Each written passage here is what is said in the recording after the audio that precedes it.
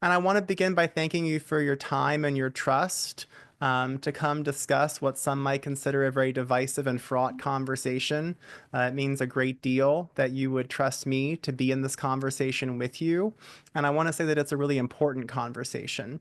As things unfold in our country and around our world, I get to sit back and watch how lots of different people react and respond. And there are some reactions and responses that I just kind of see maybe not being so helpful and pulling people even deeper into some anger and fear. And then I see some really wise souls reacting in some really unexpected ways, and I get to witness the results of that, and it's a really beautiful thing. I want to ask for your grace and your patience in this conversation. One thing I know for sure is that we don't all always get it perfect, and perhaps what we're all being asked to do right now is to be a little bit more patient and tolerant with those around us as we have this conversation. Thank you so much for your grace if I don't nail every single word. I know if you're on this call, your heart is in the right place, and I like to think that mine is as well. As we begin, we're going to take a moment to just separate ourselves from the day that we've just lived. And we're going to stop and we're going to take 3 deep breaths together because, as I'll talk about later, it all begins with the breath. And when things get panicky, when things get scary, when news is coming out that freaks us all out, we can do ourselves a tremendous favor by just stopping and taking at least one, maybe 3 deep breaths. So just join me now. Close your eyes if you wish. Inhale deeply.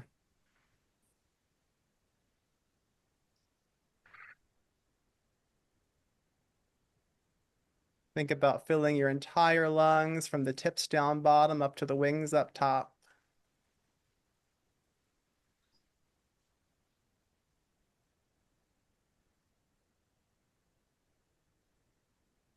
And on this last breath, see if you can fill your lungs so deeply that the air cascades down your back like a waterfall.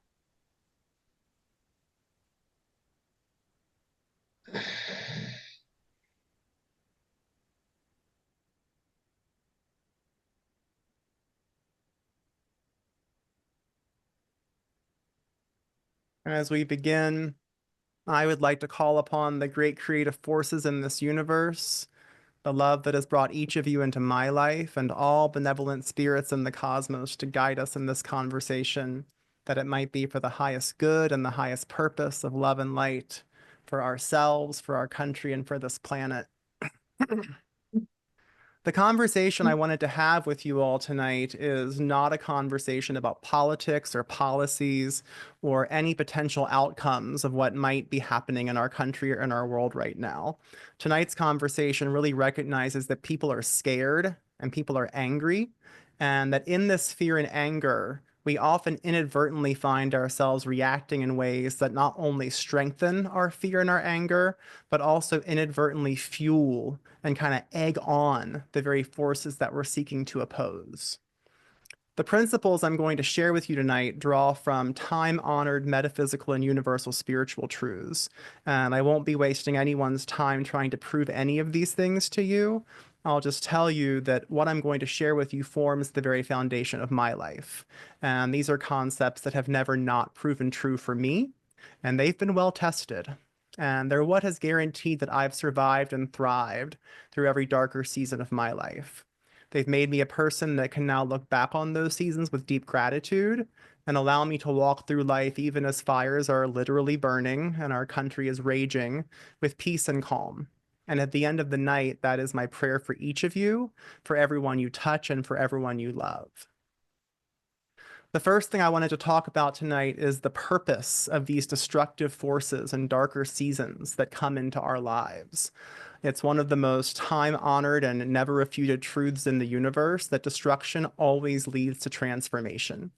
We cannot get strong until muscles break down. Babies do not come without contractions, and we grow closer to people that we love through the rifts that we have and how we repair with them. And we all know that the strongest bones are the ones that have been broken. And I think it's interesting to note that we can always look to nature for clues about how these things work. Another thing is that change is inevitable and we need change. If I were to look up at when I'm in my 80s and think about where the world is, if things looked like they did last year, I wouldn't be very happy. I'd like to think that we're heading toward tremendous transformative change in the next decades of my life. And I've lived enough to know that it's the breakdowns that are occurring right now that are going to help pave the way to that change.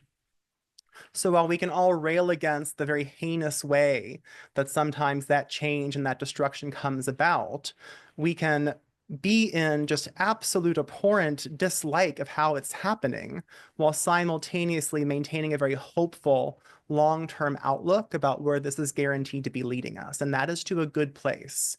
I don't know where that is, but I know for sure that when this storm passes, the day will be brighter than we've seen before. And that's the future that I'm living for.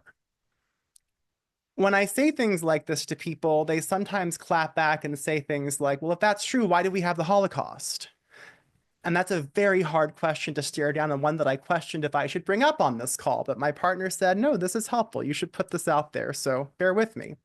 It requires a lot of courage to even try to begin looking at what might have been the positive outcomes of such heinous things like that. But when I think back on a time when the magic, wisdom, and genius of Judaism was concentrated over in one corner of the world, I am someone that can simultaneously abhor and mourn and grieve for the heinous acts and the violent loss, while also looking at some of my friends and saying to them, as I said to one of you at lunch last Friday, if it hadn't been for all that, I'm not sure your family would have made it over here, and I'm not sure you'd be here right now. And we're now living in a world where Judaism and all of its beauty has spread around the globe. And so, not a great thing. I'd like to think we can do better, and look what we got from it. And I can only imagine what we're going to get and what we're going to gain from the destruction that's currently occurring, not just in our country, but here in Los Angeles as wildfires rage across the world in the Holy Land. I'm sure that if we run around this Zoom room right now, each of you would be able to give me examples of places in your life where you feel things breaking down, you feel foundations cracking, and it's scary and it's uncomfortable and it's uncertain. But I want to remind you, labor is tough, but babies rock, and we're getting to the babies. One of the first things we have to look at in moments like this is the concept of acceptance. Not just in this situation, but in just about every challenge that comes our way in life. We will always be our strongest when we accept what's so. And so here's what I find myself grappling to accept right now. We have entered a season of destruction and breakdowns. It's not just in our country, but around the globe and in our personal lives. I know you can feel it, and it cannot be denied here in Los Angeles right now as we have entered this new season of recovery. One microcosm of this larger season of breaking down are the dark forces that are certainly at play in our country right now. We have to accept that they are here. It is absolutely no use looking backwards and saying, but it shouldn't have been like this. If we had just done this differently, they never should have gotten in, whatever it might be in your mind. The boats have arrived. The darkness is on our shores. It is here.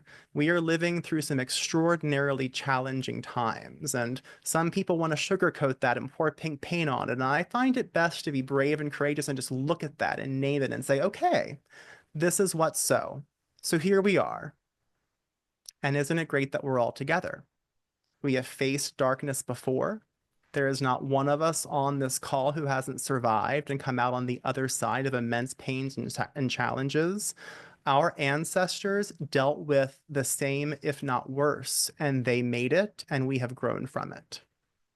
And it is the incredible privilege and comfort in which we are so blessed to live that now gives us this firm foundation where we get to not just complain and point our fingers and go into this place of righteous indignation, but to actually get productive and play a role in the transformation that is possible through this situation. But doing that begins with each of us individually. It's easy to look out at the thems and the systems and all of these large forces that seem so unwieldy. And we can spend the rest of our lives looking at those, and we might end up very exhausted. And we might end up inadvertently having been part of the problem in the process. Here's a guiding light that I try to remember as much as I can. In any moment that we find ourselves pointing at the outside forces, the thems out there with blame, I say we are barking up the wrong tree. True transformation comes from within individuals, When all else fails, I encourage you, turn to the North Star of looking inward. I cannot control what anyone else does, but I can certainly work on my reaction to it. And if people like you, the light workers, the love bearers that have the wisdom to come onto a conversation like this, if we were to rally around a commitment to every time we start looking out at them, take it in. What could I do differently in this moment, even if it's just a deep breath to reset your own energy? I like to think we are at our absolute finest in helping fight back against this darkness in those moments. There's a few things to understand about this darkness. It's a hard thing to wrap our heads around, but it doesn't actually exist. So if that's the case, why does darkness happen when the only thing that actually exists in this world, in my opinion, is light and love? Well, it's because humans get in the way of the light and create shadows. And there are some humans casting some big shadows right now. And you might ask, I'm not doing that. I'm not part of this shadow making, so why am I suffering so much? And the challenge is we're playing a team sport here on Earth. And you need only spend a few minutes on Facebook for confirmation that a lot of the team is absolutely lost in fear, anger, worry, and blame. And these become the prevailing forces of the day, and we are all subject to it. And this is where we come in. Because when we choose to meet that darkness with light, to not return anger for hatred, to not add and perpetuate this divisive conversation, we stop the darkness from infecting us and we begin shining light onto it. The darkness is very contagious. It has a tendency to pull others into its vibration. It's very sneaky. It has very unexpected ways of finding its way in and trying to snuff your light out. So you are very important right now because you are the front lines of making sure this darkness does not come into you and spread through you to others. So this presents some very important choices. We can stand on the sidelines, unwilling to accept what's so, with deep indignation about what's happening, blaming all the thems. And what I've learned for myself is, and I've tried this approach, and it's like welcoming the darkness into your heart and saying, have fun taking us down. And now you are part of the antenna. You're part of the vehicle through which the darkness spreads. Another choice, and I do not recommend this one either, we can step onto the battlefield with the darkness and try to beat it back. This looks like anger, rage, blame, pointing fingers, name calling, catastrophizing, lashing back on social media. It's like trying to hit the darkness with a stick. It does nothing but exhaust you and pull you deeper into the darkness, allowing it to spread to others. What I'm choosing to do is to make a bold choice to fight back against the darkness by turning to the light within me. This is a light that is available to each and every one of us in infinite supply. It's even more infectious than the darkness. And if we allow it to take root in our individual beings, it will spread out to every person we touch, and the darkness will not stand a chance. So the question becomes, how do we cultivate this light within ourselves when things around us are hard? It's raining here in Los Angeles. 3 or 4 days ago, when the inspiration for this Zoom came through, I was like ready to go. I was like, let's do this thing. And now the barometric pressure has dropped and I sleep last night and I don't feel very good today. And it's like I have to work a little bit to cultivate this, because if we're always just waiting for the good days, if we're always just waiting for the good news and the good mood, we might find ourselves waiting a little while in times like this when that contraction is happening. So there's some tips, there's some steps, there's some basic things we can do to pull ourselves back into the light when we find ourselves overwhelmed. The first, remember what we've already said. We acknowledge the purpose of breaking down. Nothing is broken here. No one's getting anything wrong. This is something that needs to unfold. We accept what's so. And we remember the choice that we are making to stand in the light. Now we must understand our own power to spread light or darkness with every one of our thoughts, words, and deeds. This is how we work our magic right now. It's the things we think, it's the things we say. It is scientifically proven when we whisper nice, hopeful words to water, that water freezes to form stunning Elsa and Frozen style crystals that will blow your mind. They're so beautiful. When water is exposed to nastiness, vitriol, hatred, social media, it forms grotesque, unappealing shapes. Let me remind you, We're pretty much all water. So do the math, meditate on that for a little bit. We have to be the ones to put the goodness out there so that it can spread. We actively cultivate that light within ourselves. And we start with this, maintaining confidence and hope and keeping a long-term outlook. The great ones, the saints and sages, the sacred texts have taught us we will not lose. It is metaphysically impossible for the darkness to ultimately prevail. It never has, it never will. The only variables here are how long it takes and how much suffering will have to occur along the way. And in this country in particular, we have been taught that America has amassed great good karma. We have not gotten it all right along the way, but in the end, the United States has done tremendous good for many. And an insight that I've been working with lately is part of what's happening right now is we have amassed so much good, so much power, so much force, so much control right here. That is wanting to spread out now. It's wanting to go across the lands. If we hold on to it all here, we become this dominant country. Everyone is dependent on us. We're the only ones that are strong. I do feel that part of this breakdown is encouraging a spread of the wisdom, a spread of the freedom, a spread of the knowledge. It's going to take very courageous people to make sacrifices and be willing to go out into the world and share what they've learned here. And I feel that part of what's happening right now is forcing that question, certainly with too much control, certainly with too much pain. And yet, we see this long-term vision of where it could all be heading. So here are some questions to consider as I hope you're thinking about beginning to make some choices to pull yourself into the light versus being in the darkness. Are you finding yourself stuck in resistance that this is happening? Or have you accepted this is what's so? This is the new job description. This is the new location. Let's do it. Are you playing out scenarios about how bad this all might get? Or are you holding on to a hopeful outlook longer term? Skip ahead a few years. Where might all this be heading to? What could the positive outcome be? That's the place to focus. Are you spending your time blaming all the thems out there? Or are you looking inward at your reactions to their provocations? That's where the gold is. Are you quick to judge your peers for their beliefs and statements?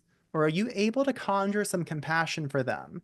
It is okay to look out and say, they are nuts, but I recognize it's coming from their pain. And for that, I will show them compassion. This is a truly transformational thought.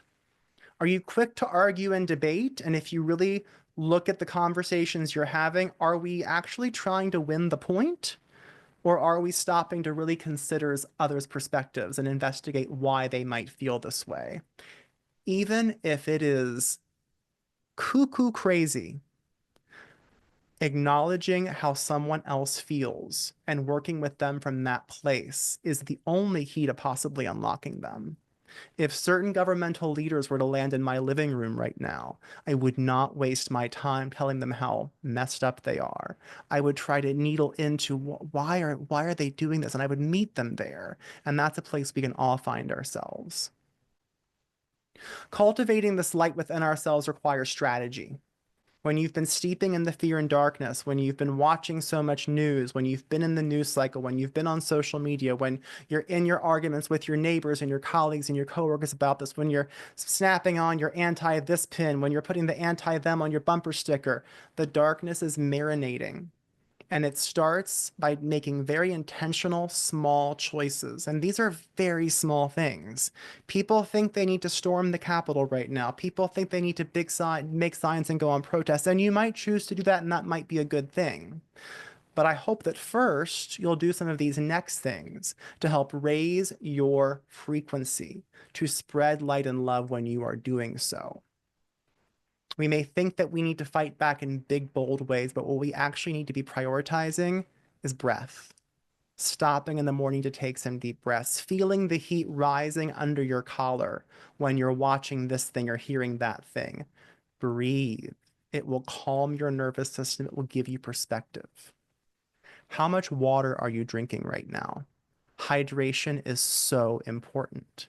If we were to get deep down into the metaphysics of how light spreads on this planet, water is such a huge part of it.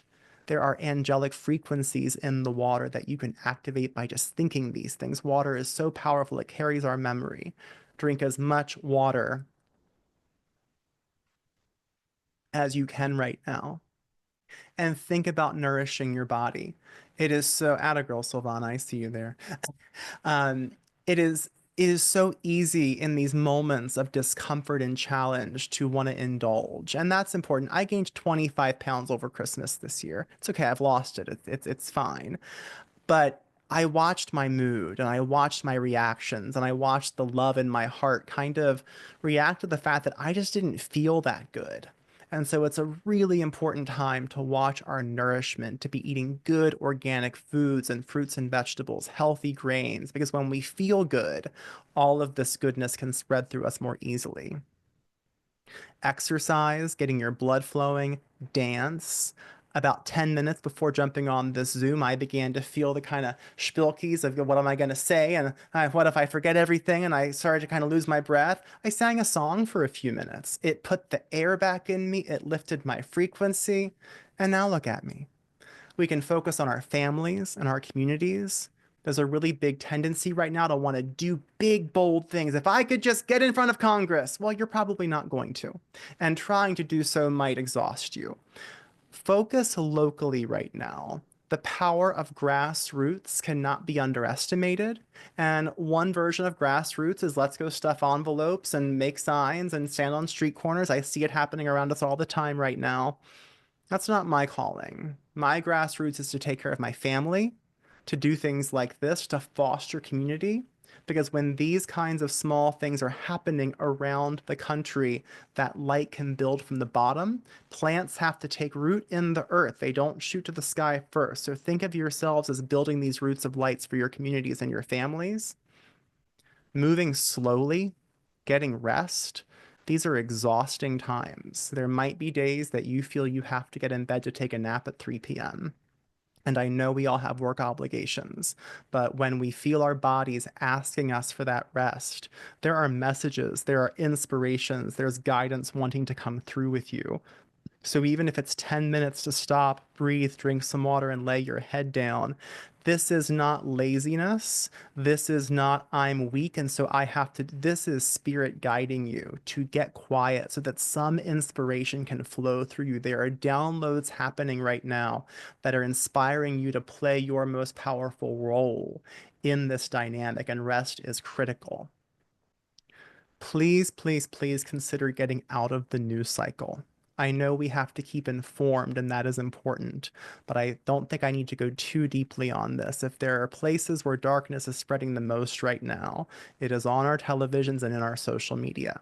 So please just be aware. I know that we can't all just jump off of Facebook. I think the world might end for some of you, but know what's happening there and try to build in some space from that, because in that space, the light will be able to wash out some of the darkness that you are absolutely taking on when you are in those venues.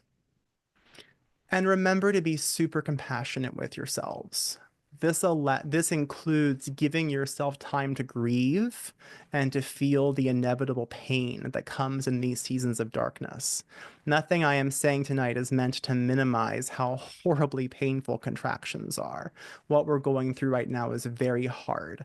There's no, it's my role in a conversation like this to paint the picture of these aspirational ideals of how we can be holding ourselves, but it's not possible to behave that way all the time. We are humans, and all of this darkness is scary, it hurts. And sometimes even those of us that are the most centered and committed to these practices have to melt down and grieve and get angry and let that realness out. The trick is to not dwell there. Look at it, allow yourself to observe this pain, but do not get lost in it.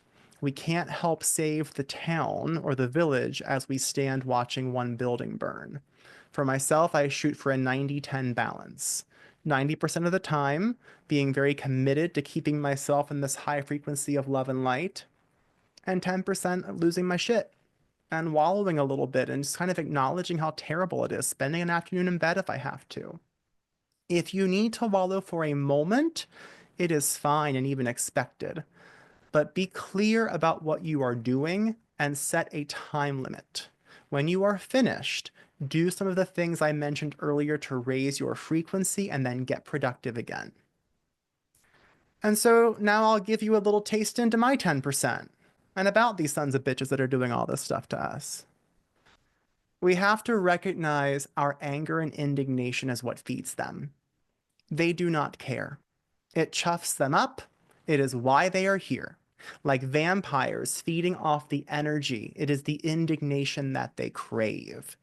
The social media clapbacks and rage only fuel the beast. It may feel good for a second, but we are feeding this monster with it. Do you know what tames the beast into submission? The unexpected, totally counterintuitive reaction of compassion, love, and peace. And I will give you an example of what that sounds like in my mind. Dear God, give them all peace and harmony, peace and harmony, peace and harmony. That is the mantra that has turned the genuine persecutors that have come for me in my life into my closest allies. It cannot not work. It is universal mathematics. When you cultivate light and you dig deep to shower compassion onto these persecutors, you upend the very foundations on which they stand. So I propose we stop looking at what people believe and start asking how they are doing. To express kindness and offer joy, it's actually a deliciously and positively selfish act to do that, because when we give that kindness and joy, it comes back to us tenfold. We have to also get clear on the role that we are meant to play right now. Some will be at their most productive just staying home and meditating.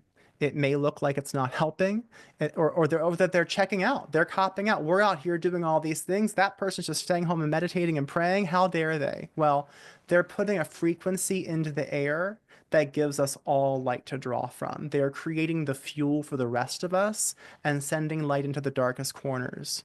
So I see Brother John Luca there in his lotus pose, kind of meditating as we talk. That's a beautiful example. You're not being lazy and you are not sitting out this game when you are home, raising your vibration in that way for the world. Some will be called to protest and take legislative action. My prayer for them is that they will do so from a place of love and compassion and not anger and indignation. Many, if not most of us, are simply being called to live our lives, to love ourselves and our families, to serve our communities, and to do so with love, light, and hope in our hearts. This is the type of simple transformation that I feel we are truly being asked to figure out and get right this time around. All we ever have to do to figure out the role we are meant to be playing is to get quiet, to breathe, and to ask, where would you have me go? What would you have me do? What would you have me say? And to whom?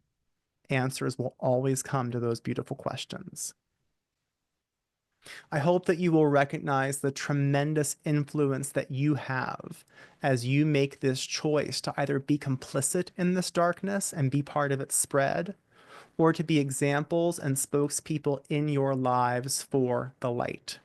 Let your friends know through your actions, not to preach to them, we have nothing to prove here, but let it be in how we show up that we show everyone that we have made the conscious choice to handle this a different way. And actively pray and send loving thoughts and visions of peace to those who are suffering right now. You know, the risk of the perspective that I'm sharing is that anyone might think that, you know, we're just sitting here praying and meditating while people are being really, there's bad things happening. People have right to be afraid right now. And so let's not forget them. To dwell on that, to get lost in our own compassionate, empathic pain around this experience would be to not serve the situation. It's that notion of watching the building burning. We have to see it, be aware of it, acknowledge it, and then move into that place of high frequency and productivity. And so we can do our part to support this suffering and to support these people by praying and sending them our love and our light and holding a vision of peace for those that are suffering right now. And perhaps the biggest thing I hope that we can all take away from this time together is to do the exact same thing for the oppressors. Like I said, it is peace and harmony for them too that is most needed right now. It may be very difficult to comprehend, but we cannot fathom these people's pain. They have maddening itches happening in their bodies that they cannot even feel, and they do not even know where they are coming from. We know why we are hurting. The true torture is to be in as much misery as they are, but to have it be so down deep under the surface, they don't even know it is their own torture that is causing them to torture others. And so, my prayer is that a significant amount of your prayer and energy will be able to go to these people. They don't know any better. Let us forgive them, for they do not know what they do. This is very important. If 10% of Americans were to come together and pray in true compassion for these persecuting forces right now, I feel that tomorrow would be a very different day in this country. Recognize that while it's tempting to look at the Goliath beast looming over us right now, all that actually matters is the little David in each of us. It may be wildly counterintuitive, but our fastest route through this darkness is a single-minded focus on ourselves, our reactions. The only thing lacking in this and every other situation in our lives is what we are not bringing to it. Regulate and care for yourselves first and foremost. It all begins with deep breaths and a big glass of water, a kind word to someone in the checkout line, not allowing the airtime you are given in this life to spread more of the anger, indignation, and hate. When you have a chance to speak, may the words of your mouth be from your heart, and may they be words of love. I'm going to close by teaching a very brief breathing technique. It's one thing to just take a deep breath or three of them, but there's an actual technique here that when I am at my worst, when I am melting down, this is the technique that invariably brings me back to peace. When I just feel that rage of electricity in my body, this is what I'd like you to consider doing. It's called box breathing. It is to inhale to a count that is comfortable to you, to hold the breath for the exact same count, and then to exhale for the same count. This is very familiar to many of you on this call. So my magic number is 10. For some of you, it might be 6 or 8, but let's do an inhale together, hold for the same count, and exhale to the same count.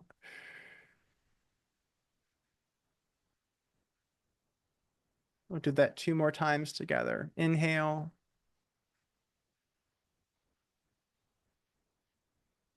hold,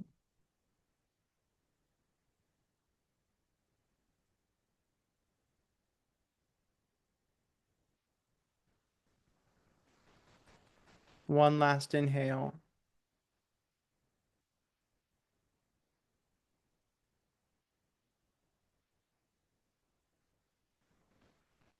and exhale.